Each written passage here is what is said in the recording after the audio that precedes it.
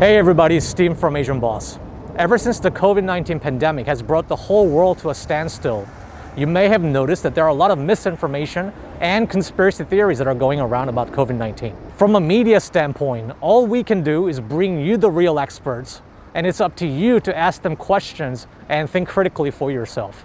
Today, we are here at Korea University Guru Hospital again to see Professor Woo-Ju Kim and ask him your questions. Professor Kim is the leading expert on coronaviruses and infectious diseases in South Korea, which as a country had the best and most transparent response to the pandemic to date. So where does this virus really come from? How likely is it that we'll see another pandemic like COVID-19 in the future? You're about to find out. 한 달 만에 뵈서 반갑습니다. 예, 이게 뭐 이제 친해졌어요, 아주.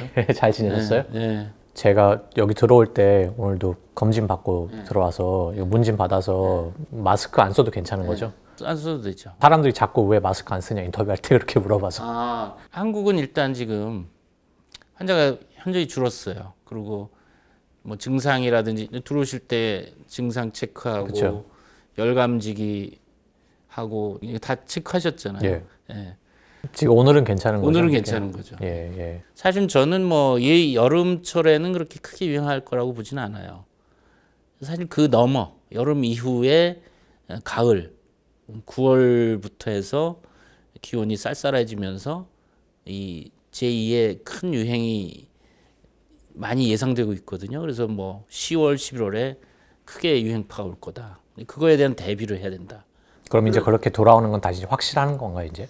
한 80~90%는 좀 큰 유행이 가을철에 오리라고 봅니다. 그건 뭐 우리가 이제 현재 효과적인 백신도 없잖아요.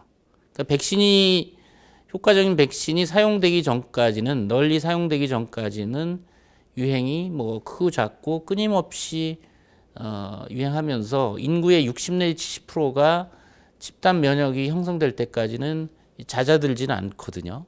그런 거에 대한 이제 고민을 하고 있고 나름대로 이제 그런 대안을 제시하고 있죠.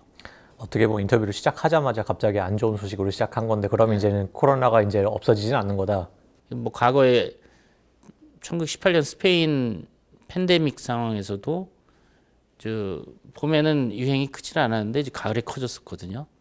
거기서 많은 피해가 났기 때문에 그런 전례도 있어서 지금 우리가 그런 것까지 지금 미리 감안해서 대비를 해야 된다 그 얘기죠. 많은 사람들이 아직도 궁금해하는 게 그러면 정말 이게 그 신종플루보다 진짜 10배 위험한 거 맞냐? 사망률이 10배 높은 거 맞냐? 그런 통계를 좀 업데이트된 게 있을까요? 전 세계의 확진자와 사망자를 보면은 치사율이 한 7% 정도 됩니다. 약.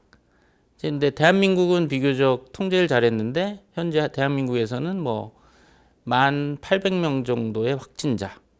그중에 사망자가 255명.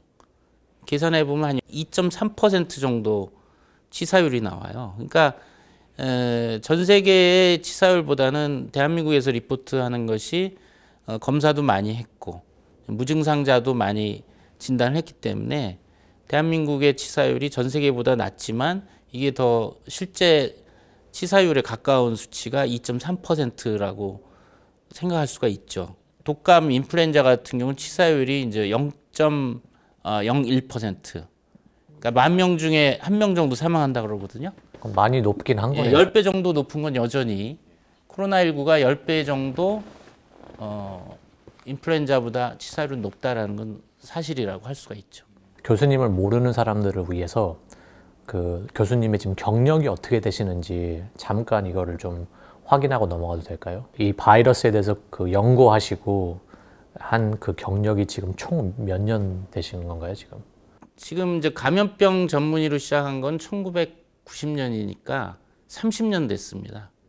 제가 이제 뭐 30년을 하다 보니까 감염병에 대한 뭐 에이즈, 결핵, 말라리아, 뭐 장티푸스, 뭐 홍역 또 그다음에 뭐 인플루엔자. 제가 물론 인플루엔자하고 호흡기 바이러스를 주로 전공을 했습니다. 그래서 우리나라의 인플루엔자 발생이나 역학이나 임상 치료, 뭐 백신 프로그램, 인플루엔자 백신 개발에도 참여했고 정부의 이제 감염병 유행에 있을 때마다 자문을 했는데 대표적으로 2003년 사스, 또 2004년 이후에 에비안 인플루엔자에 대한 아웃브레이크, 그다음 팬데믹, 뭐 2009년 H1N1 멕시코에서 시작한 스웨인 인플루엔자 팬데믹 상황에도 제가 백신 개발이라든지 타미플루 사용이라든지 정부 자문에 이제 깊숙이 관여했고, 그 이후에 이제 2015년에 이제 대한민국에서 머스 코로나 바이러스 아웃브레이크 크게 있었어요. 그러니까 딱 5년 전이죠, 지금으로부터. 그때 이제 코리안 소사이어티 오브 인펙셔스 디지즈에 이제 프레지던트를 하고 있었어요. 그런데 이제 그때 당시 이제 정부에서 그 머스 래피드 리스폰스 팀장이라고 그래서 국무총리 스페셜 어드바이저 이런 것들을 하면서 이제 그때 당시에 이제 메르스 통제를 2개월 만에 이제 끝내는데 주도적으로 관여를 했죠. 제가 이제 30년이 된 올해 이제 코로나19 유행 상황을 맞닥뜨렸는데, 이제 제가 이제 쭉 여러 그 신종합병 유행을 겪으면서 올바른 정보 전달하는 게 상당히 쉽지 않다. 2015년 메르스 때도 루머가 많았고, 그로 인해서 이제 인포데믹이 그때도 많았거든요. 제가 그때 결심한 것은 다음에 신종합병 유행이 오면은 일반 국민에게 올바른 정보를 전달하는 리스크 커뮤니케이션 하자, 그런 결심을 했었고, 사실은 이 바이러스로 인한 위협보다도 이 잘못된 뉴스와 루머와 그 근거 없는 소문에 의해서 많은 사람이 더 고통을 받는 상황이 된 거예요, 어떻게 보면. 이게 좀 뜬금없는 질문일 수도 있는데, 교수님께서 뭐 중국 정부의 도움을 받거나 어떤 그런 이해관계가 있으신 건 아닌 거죠? 예, 이해관계는 없습니다. 저는 뭐 이제 시니어 닥터이기 때문에 이제 뭐 정년을 몇 년 앞두고 있는데. 그러면 뭐 예를 들어서 WHO라든지 뭐 그런 데서도 없습니다. 어떻게 보면 굉장히 그냥 중립적인 입장이라고 봐도 되는 거죠? 그렇죠. 제가 이제 국민들한테도 올바른 정보를 전달하지만 지금 대한민국 정부가 코로나19 방역을 올바로 하고 있는지도 제가 비판을 하거든요. 지금 뭐 아시안 보스하고 인터뷰하는 것도 어떤 정부나 어떤 기관과 이해관계 없이 과학적인 객관적인 근거로 얘기하고 있는 것입니다. 이 질문을 지금 드리는 이유는 정말 지금 많은 음모론이 굉장히 많이 돌고 있다는 사실은 아시나요? 알고 있죠. 그렇다면 이제 이 대표적인 음모론으로 이 코로나 바이러스, 그리고 전문적인 그 바이러스 용어가 뭐 사스코비2가 도대체 어디서 온 건지, 여기에 대해서 정말 다양한 그런 음모론이 있잖아요. 그렇죠. 뭐 저희가 들은 바로는 뭐 이게 뭐 생물학 무기로서 중국이 만들어낸 거다, 어떤 랩에서. 아니면 뭐 이게 빌 게이츠가 만들어낸 거라든지 이런 얘기들이 자꾸 들리니까 교수님께서 이 도대체 바이러스가 무엇이고, 첫째로 그리고 이 바이러스가 어디서 이렇게 나온 건지를 좀 자세하게 좀 설명을 해주세요. 우리가 이제 뭐 미생물이라는 게 이제 바이러스, 세균, 뭐 곰팡이, 기생충 이렇게 크게 이제 분류가 되고, 바이러스라는 거는 이제 이 중에서 제일 작은 거죠. 우리가 이제 뭐 바이러스 특징하면 육안으로도 안 보이고 그냥 일반 현미경도 안 보이고 전자 현미경으로 봐야지만이 보인다. 가장 작은 생물체다. 세포라고 보면 돼요. 세포라고 볼 수가 있죠. 그러니까 이걸 뭐 생물로도 볼 수 있고 무생물로도 볼 수가 있는데, 그러니까 우리가 뭐 줄자를 하면 1mm가 가장 작은 단위잖아요. 우리가 육안으로 보기에는. 이 코로나 바이러스는 그거에 이제 10,000분의 1이니까 1mm에 10,000분의 1이니까 얼마나 작은지 굉장히 작다는 걸 알 수가 있죠. 그게 하나의 특징이고, 또 하나 두 번째 특징은 이것이 독자적으로 증식을 못해요. 세균 같은 경우도 이 외부 환경에서 복제가 됩니다. 한 20분마다 세균이 2배가 분열이 돼요, 복제가. 근데 이 바이러스는 환경 내에서 독자적으로 복제가 안 돼요. 살아있는 세포 안에 들어가야 돼요. 동물 세포 아니면 식물 세포. 구조가 단순해요. 이 뭐 예를 들어서 코로나 바이러스는 이런 원형인데 밖에 이제 단백질이 있고 안에 핵산 유전자가 있어요. 근데 이 바이러스가 우리 뭐 코로나19 같은 경우 기침재채기 하면 코로 해서 호흡기 세포에 들어가서, 그러니까 인체 세포 안에 들어가서 철저히 인체 세포의 에너지라든지 자원을 활용해서 그 안에서 이제 수만 마리 바이러스로 복제가 돼요. 그러니까 동물 세포 안에서 이용해서 이제 복제가 되는 거죠. 그럼 그 바이러스가 처음에 어디서 나오는 건데요? 사스코비2라고 하는 코로나19 원인 바이러스는 지금 이제 과학적으로 다 입증이 됐죠. 이게 박쥐에서 왔다. 박쥐의 코로나 바이러스와 그 유전자 염기 서열이 96%가 동일하다는 것이 이미 밝혀졌어요. 이제 중간에 어떤 숙주를 거치면서 그 4% 정도가 차이가 생긴 거죠. 메르스 코로나 바이러스나 2003년 사스 코로나 바이러스나 뭐 에볼라도 그렇고 많은 최근에 신종 감염병 바이러스가 박쥐로부터 시작됐어요. 근데 박쥐는 바이러스를 많이 갖고 있지만 그 오래전부터 공존하면서 타협이 돼서 병을 안 일으킨단 말이죠. 서로 사이좋게 지내고 있단 말이죠. 사람이 지구상에 있기 전부터 박쥐는 있었고, 아마 처음에 바이러스가 들어왔을 땐 박쥐하고도 염증 반응이 있고 싸워서 박쥐가 죽기도 하고 바이러스가 퇴치게 하기도 하고 그랬을 거예요. 처음에는 서로 맞닥뜨리는 순간 너 뭐냐 하면서 염증 반응이 있어서 박쥐가 죽든 바이러스가 퇴치되든 처음에는 그랬을 텐데, 이것이 뭐 수만 년 동안 지나다 보니까 서로 타협을 한 거죠. 원래 이제 자연계 야생동물 중에 이제 박쥐가 가지고 있다가 중간에 이제 중간 매개 동물 숙주가 지금 뱀인지 천상갑인지 아직 확실치는 않아요. 이제 제시된 거는 이제 두 가지 동물인데, 그것이 이제 중국 우한의 그 수산물 시장의 한 귀퉁이에 라이브 애니멀 마켓에서 그 어떤 동물, 중간 매개 동물이 박쥐로부터 온 바이러스를 갖고 있다가 인체로 감염이 됐다. 종간 전파가 됐다. 그거는 확실한 거고. 그렇죠. 예. 거의 모든 과학자들이 박쥐에서 시작이 됐다. 이 바이러스가 우리가 변이가 특징이잖아요. 돌연 변이가. 그러니까 복제를 하면서 에러가 나서 변이가 생깁니다. 많은 바이러스가 그런 특징을 갖고 있는 거죠. 독감 바이러스도 그렇듯이.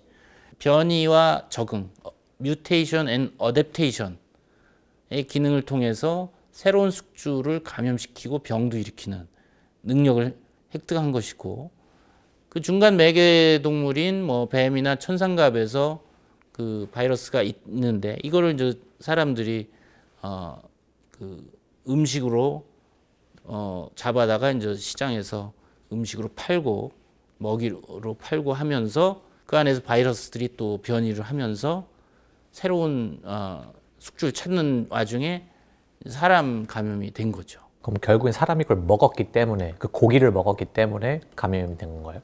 고기를 먹는 중에도 감염될 수 있지만, 그 시장에는 이미 그 야생동물들이 대변도 놓고 뭐 야생물들이 기침하면서 또 공기 중에 또 이 뭐 먼지 중에 바이러스가 또 오염돼 있는 상황이고, 거기에 들렀던 사람들이 숨을 쉬면서 호흡기로 전염됐을 가능성이 오히려 더 높죠. 우리가 그 고기는 이제 끓이고 익히고 삶기 때문에 이제 그 과정에 바이러스가 죽을 가능성이 높고, 좀 더는 아마 그 야생동물 시장 그 안에 많이 오염돼 있을 것이다. 거기에 사람들이 이제 호흡기로 감염돼서 시작됐을 거라는 것인데, 지금 워낙 뭐 그 초기에 우한에서 환자가 많이 생기고 뭐 폐쇄하고 하는 와중에 초기에 그 조사가 잘 안 돼 있어요. 왜 안 돼 있나요? 아마 이제 지금 일부 이제 중국이 비난받는 것 중에 하나가, 중국이 이제 원인 불명 폐렴 환자가 집단 발생했다는 걸 2019년 12월 30일 날 WHO 보고했는데, 실상은 이제 환자는 12월 초부터 발생했고, 그 한 달 전후에 그게 이제 최대로 조사가 돼서 보고가 안 됐기 때문에 이게 초기 대응이 늦은 거 아니냐, 초기 보고를 안 한 거 아니냐, 초기 역학 조사가 제대로 안 되지 않았느냐. 사실은 지금 많은 음모론이 이 중간 숙주가 좀 밝혀지고 그 과정이 명확해지면 음모론이 사라질 것인데, 지금 원래 자연계의 박쥐에서 시작된 바이러스라는 걸 아는데 중간 매개동물 숙주가 밝혀지지 않고 그거를 우리가 조사하려고 하는 시기에는 그게 다 폐쇄가 되고 다 소독이 되니까 조사가 잘 안 된 거죠. 그러니까 예를 들자면 우리가 이제 사스 같은 경우는 박쥐에서 시작해서 중간 매개동물 숙주 사양 고양이를 통해서 인체 감염이 됐다. 그때도 이제 초기에 이 역학조사나 이게 규명이 안 돼서 뭐 보고도 늦고 많은 비난을 받았지만 뒤에 다 조사해 보니까 이게 이제 사스 코로나 바이러스 그게 이제 박쥐에서 시작이 돼서 사양 고양이를 거쳐서 그 사양 고양이를 그 조리한 요리사가 걸려서 그 병원에 간 그 진료한 의사가 걸리고 그 진료한 의사가 홍콩에 가서 또 결혼식에 참석했다가 그 메트로폴 호텔 10층에 투숙객들한테 퍼뜨리고 이게 전 세계 이게 이제 경로가 다 밝혀지니까 어떤 음모론이 들어갈 틈이 별로 없죠. 그러니까 뭐 음모론은 항상 있었어요. 우리가 2009년 신종플루 때도 타미플루를 뭐 팔아막기 위해서 그때 미국의 뭐 그 국방장관이 주식을 갖고 있었다. 그래서 뭐 그런 음모론들이 있었거든요. 이 과학적으로 명쾌하게 밝혀지지 않으면 이게 음모론이 또 그 커질 하나의 이유로 요인을 주는 거죠. 그러면 교수님도 이거를 들어보셨을 것 같은데 어떤 랩에서 이제 생물학 무기로 만들어진 거다. 그러니까 한마디로 이건 man-made다.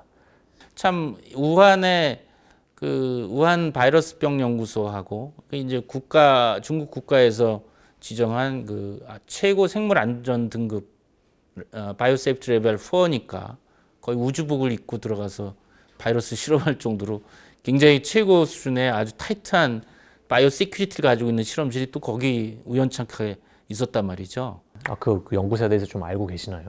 예, 뭐 왜냐하면 이제 신종암병이 박쥐로부터 많이 오잖아요.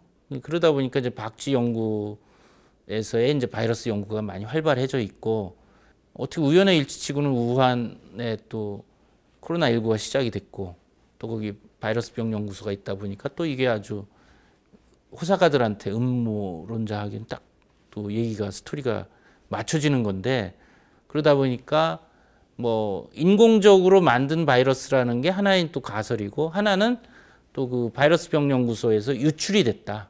의도적으로 유출이 됐다. 아니면 의도치 않게 또 유출됐을 수도 있다. 그거에 대해서는 이게 가능성이 있나요? 아니면 그거는 가능성 없다고 생각이 됩니다. 왜냐면 그 뭐 우리가 과학적 근거는 결국 유전 정보, 우리 사람들 다 유전 정보 DNA 핑거프린트가 다 있거든요. 족보가 유전 족보가 있는데 지금 사스 코로나 바이러스 2의 유전 정보가 어떤 인공적으로 만들 만한 그런 유전 정보가 아니라는 거죠. 그 유전 정보 그 염기서열을 보면은 이게 인위적으로 이렇게 짜집게 한 흔적이 없다는 거죠. 이런 과학적 근거에 의하면 이것이 인공적으로 만든 바이러스는 아니다. 그런 것들이 이제 많은 과학자들이 다 동의하고 있는 것이고 그런 측면에서도 근거가 없다라고 할 수가 있죠. 그러면 이게 뭐 고의적으로나 아니면 뭐 실수로 이게 노출이 된 거다. 연구를 하다가 그거에 대해서는 어떻게 생각하세요? 그러니까 이제 미국에서도 그 우한 바이러스 연구소를 시찰도 하고 교류가 있었더라고요. 갔다 온 사람들이 생물안전 등급 시설이 잘 돼 있다.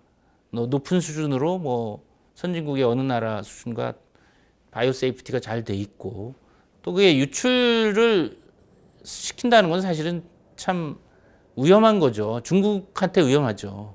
그걸 왜 고의로 유출하겠어요? 그러니까 예를 들어서 유출하면은 제일 먼저 피해가 중국한테 가잖아요. 거기서 바이러스가 유출되면 우한에 있는 시민들이 감염되고 중국이 제일 위험할 텐데 유출할 리가 없죠. 근데 사실은 생물 테러 무기로는 탄저라든지 뭐 보툴리눔 독소라든지 또 많은 무기들이 있어요. 근데 이거를 뭐 일부러 만들어서 뭐 할 그런 이유는 안 되죠. 그 생물 무기로서 이미 우수한 것들을 아마 갖고 있을 겁니다. 인간이 만들어냈을 확률은 뭐 거의 없다. 만약 이게 사람이 이런 지금 코로나19, 사스코비2 이렇게 영리한 바이러스를 만들기가 거의 불가능하다고 좀 봐요, 사실은. 뭔가 이제 이게 인공적으로 만들면은 뭔가 문제가 있죠. 이게 전파가 안 되거나 그냥 스탑되거나 인공적으로 이렇게 만들 수 있는 바이러스는 아닌 거죠, 이게. 사실은 지금 코로나19 방역이나 통제나 백신 치료제 개발에 온 힘을 써도 모자라는 상황인데 지금 음모론하고 지금 싸운다라는 거는 좀 어리석다고나 할까요, 사람들이? 그래도 이걸 워낙 많은 사람들이 또 이제는 이번에는 사람들이 되게 많이 죽었잖아요. 네. 그러니까 더 불신이 생기고 많은 사람들의 이제 리더들이 올바른 방향으로 끌어가야 되는데 오히려 더 불안감을 키우다 보니까 더 음모론에 쉽게 빠지는 것이 아닌가. 우리가 이제 불안한 거는 설명이 안 될 때 불안한 거거든요. 맞습니다. 어떻게 보면 이제 음모론으로 하면 딱 설명이 딱 맞아지는 것 같기도 해요. 거기서 이제 위안을 삼는 건데 사실 그건 올바른 태도는 아니죠. 이게 지금 바이러스가 왜 이렇게 계속 나오고 있나요? 참 저는 안타까운 게 이제 사실은 이게 다 많은 부분 사람이 자초한 면이 있다는 거죠. 어떤 식으로요?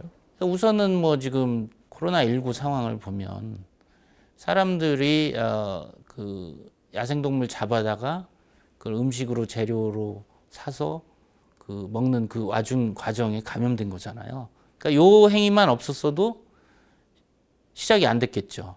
지금 코로나19뿐만 아니라 에이비안 인플루엔자, 조류 인플루엔자는 철새에서 닭오리를 거쳐서 사람으로 왔고, 그리고 에볼라도 뭐 박쥐에서 뭐 원숭이를 거쳐서 사람 온다든지 이렇게 거쳐서 오잖아요.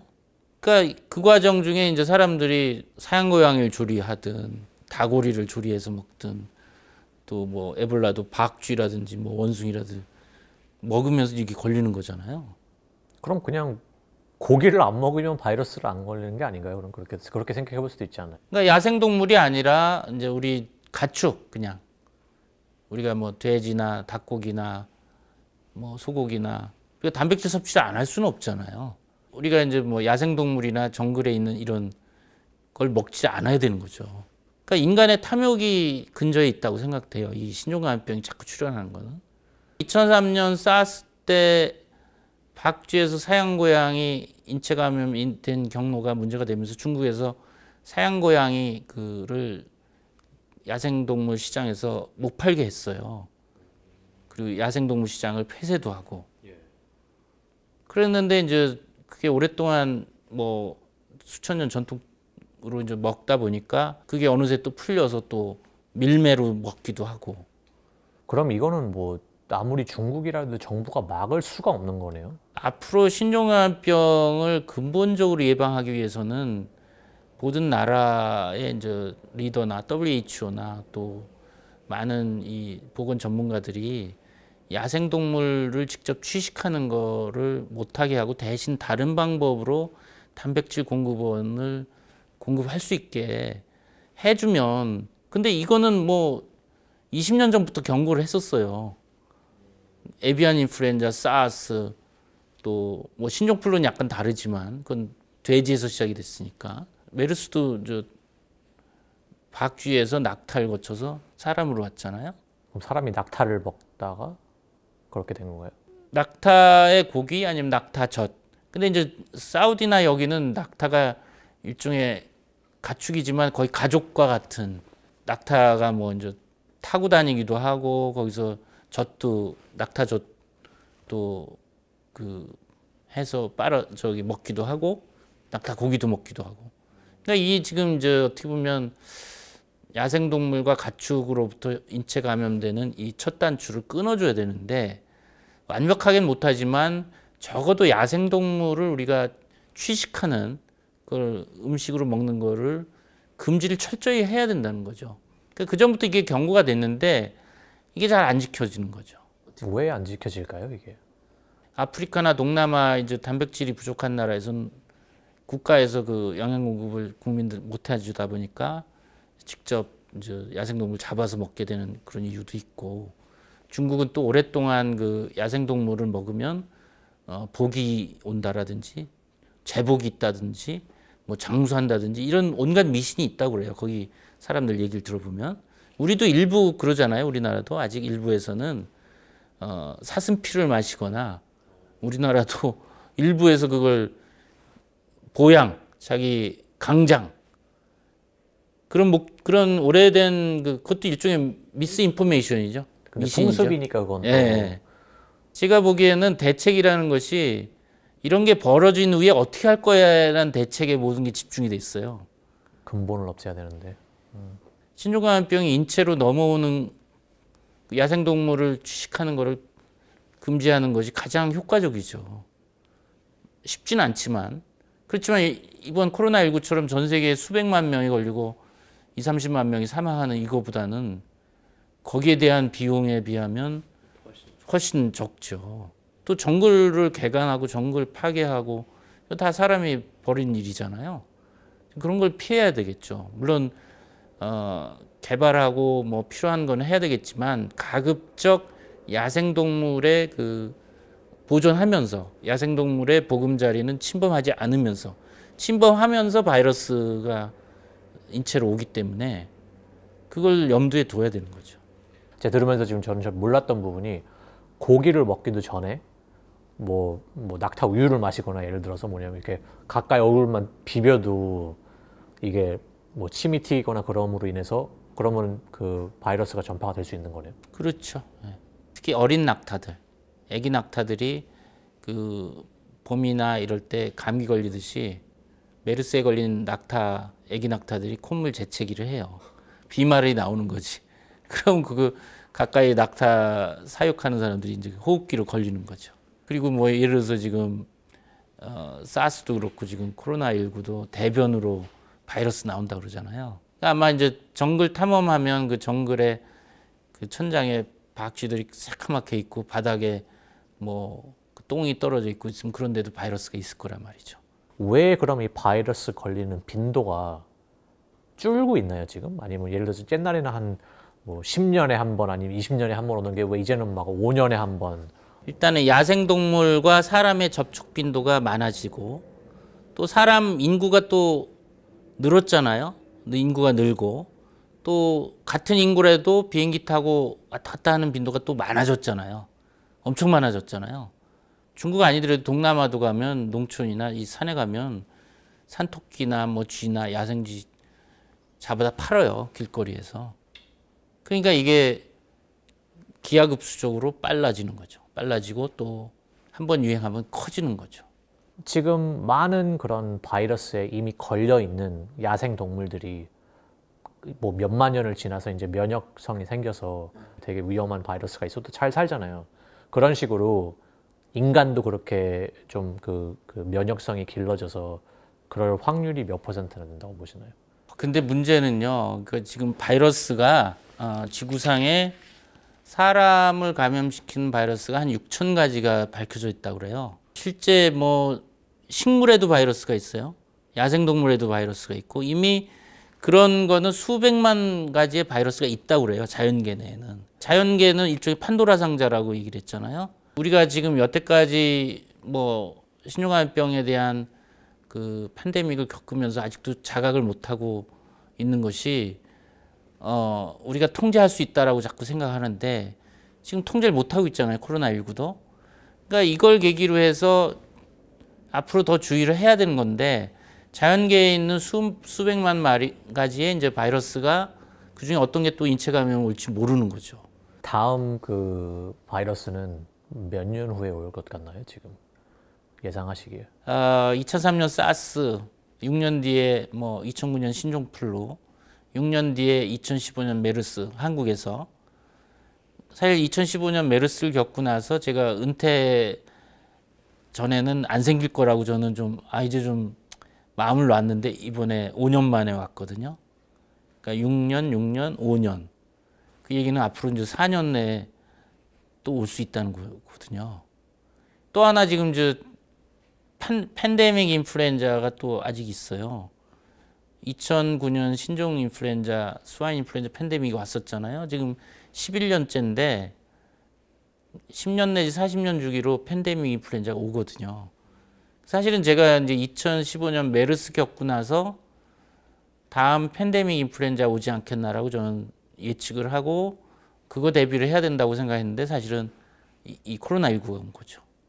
그 얘기는 앞으로 어떤 또 예측 못하는 바이러스가 뭐 3, 4년 내에 또 올 수 있다는 얘기죠. 또 지금 기후 변화 이것도 문제입니다. 이거 기후 변화에서 뭐 화석 연료를 막 태워가지고 지금 뭐 지구 온난화되고 그게 이제 모기들이 왕성해지고 모기들이 전 세계 그 서식지가 늘면서 댕기열이나 지카나 치kun구냐나 모기맥의 전염병 늘잖아요. 지금 인도네시아는 또 댕구 피버가 그럼요. 지금 난리라고. 그러니까 제가 보기에는 뭐 다음에는 신종 모기맥의 바이러스가 확산될 수 있는 거죠. 댕기도 지금 한국은 아직은 안전하지만 지금 지구 온난화 이런 속도로 가면 우리나라도 이제 그 댕기 유행 지역으로 들어갈 수 있는 거거든요. 그러니까 제가 그래서 이 지금 신종감염병이 주기적으로 오고 더 빨리 자주 임팩트가 커지는 거는 많은 부분 인간이 그 정글 파괴하고 야생동물 취식하고 화석연료 태우면서 지구 온난화되고 모기가 늘고 또 인류가 여행을 무분별하게 전 세계 다 돌아다니잖아요. 근데 그거에 대한 반성 없이 지금 뭐 기후 협약도 지금 안 지켜지잖아요. 그래서 저는 근본적으로 세계적인 리더, UN, WHO가 반성을 해서 다 함께 여태까지 인류의 신종감염병에 대한 근본적인 출현을 차단하기 위한 그렇게 하려면 불편해야 돼요, 사람들이. 근데 우리는 불편하기 싫어하잖아요. 근데 자제를 좀 해야 된다는 거죠. 설명을 해주신 부분이 이제 음모론을 퍼뜨리려고 하는 사람들한테 진짜 쐐기를 박는 말씀을 많이 해주셨잖아요, 오늘. 그래도 이렇게 막 이런 말을 퍼뜨리는 사람들이 굉장히 많을 것 같아요. 그런 사람들한테 어떤 메시지를 보내고 싶으신지, 그리고 또 그런 말을 믿는 사람들한테 어떤 좀 조언을 해주실 수 있을지 궁금하거든요. 제가 이제 뭐 항상 얘기하지만 과학이 진실이다. 과학에 근거해서 모든 판단을 하고 행동하면 안전하다.